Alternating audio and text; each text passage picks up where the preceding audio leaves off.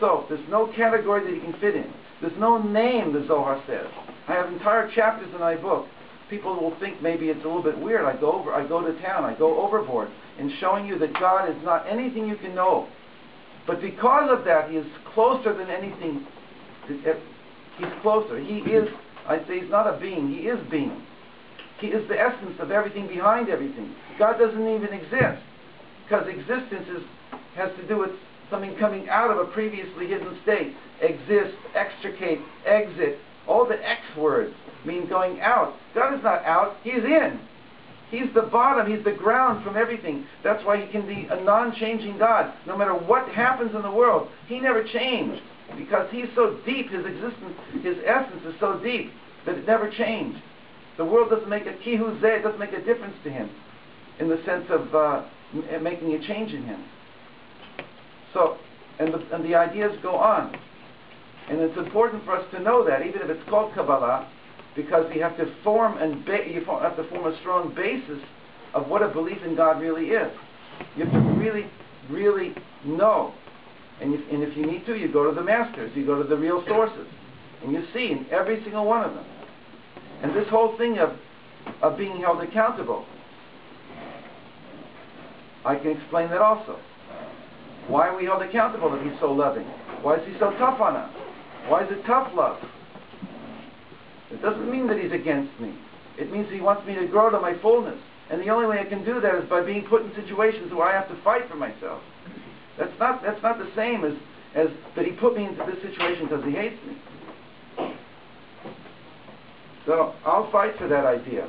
I'll fight real strong for that idea. And I can talk about it for a long time, and as I said, I wrote about it. So what Esther's going through in the Beit HaSlamim is that fight, to fight for herself, where all the different parts of herself are trying to bring her down. And what her job is now is to bring all those parts now under the aegis, under the auspices of her neshama. And in terms of, you see, it's like a parallel situation. The many gods of the pantheons of all the nations of the world is a breakdown from the oneness of God. Right? It's a contradiction to the oneness of God. Our job is to show that Hashem includes all powers and subsumes all powers within himself. That there's no such thing as multiplicity in Hashem. But the same thing has to apply to the human personality. All the parts of us, the fragmented parts of us, right? All of that was given to us in order to come to a complete fullness. Basically, I'm just giving you a theory of a psychological theory. And I'm showing that it really is, it's inbuilt into the system. And I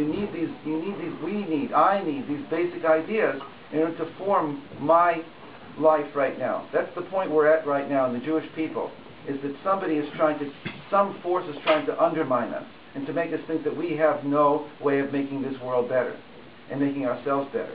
And I want you to know that you can fight that and overcome that, and we can make a difference. Because we are the ones who are going to make a difference on this planet in this lifetime. And if not us, it's going to be a very sad story. What does it take for us to truly come together and to love each other?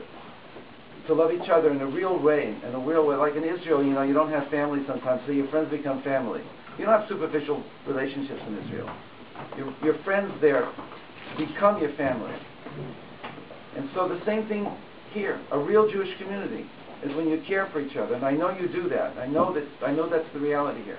But I'm just trying to get an extra oomph to it, that how important it is to know that that's part of an incredible drama that's going on now, that we have to care for each other in a very deep way.